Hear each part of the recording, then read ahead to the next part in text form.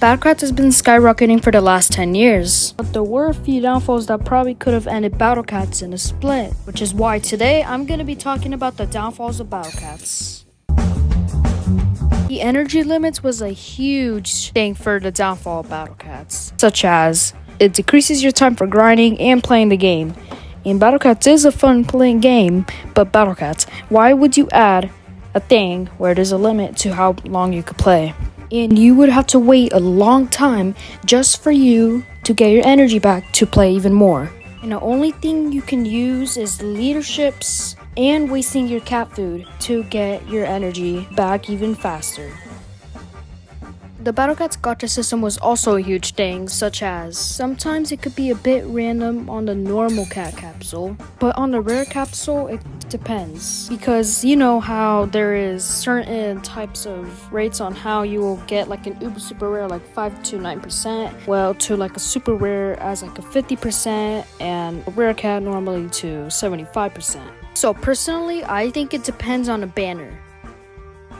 Early game was a big thing about the downfall of Battle Cats as well, because early game players said the first 3 chapters of Battle Cats and Empire of Cats are boring. And when I first started Battle Cats, I was saying that all the time because of how hard everything was. And especially treasure grinding, because that's a huge thing about the early game stuff.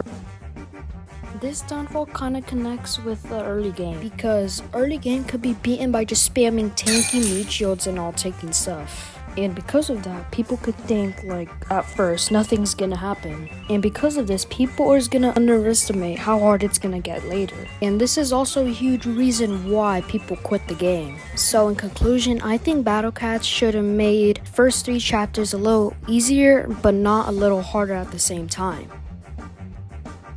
Events like Heavenly Tower comes at like random times. Because of this, you may miss important times to grind, and because of the inconvenience, you'll miss lots of perfect rewards.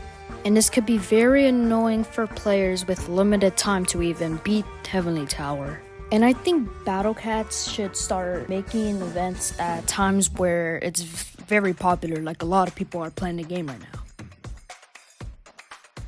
Most of the time, Battle Cats players could feel a little bit lonely, because Battle Cats is like, all of it is single player. And it's bad for Battle Cats because you have less community engagement and you're not really able to talk to others. You just have to play the game, grind.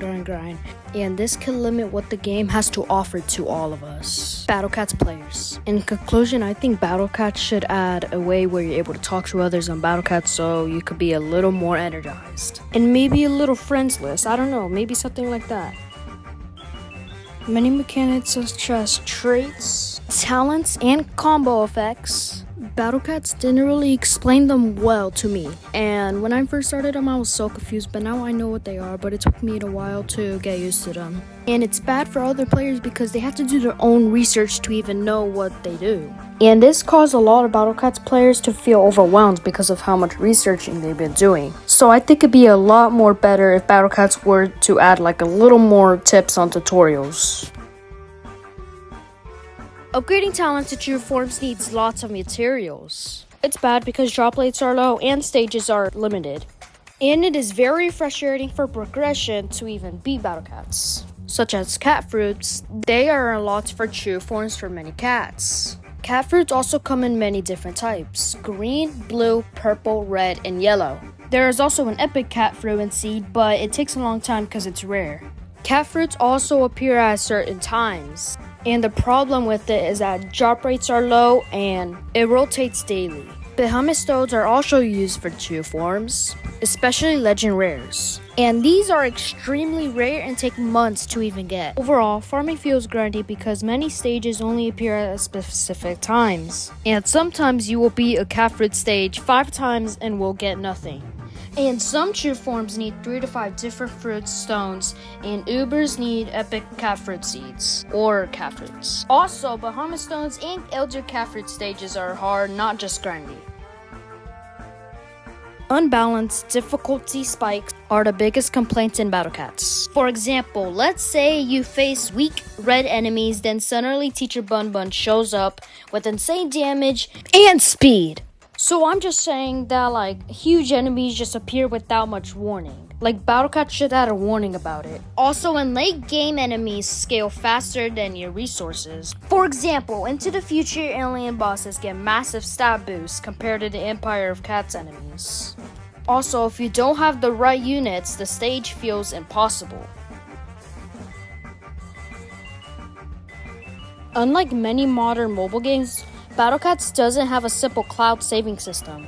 And if you change phones, factory reset, or delete the app, your data could be lost unless you manually backed it in.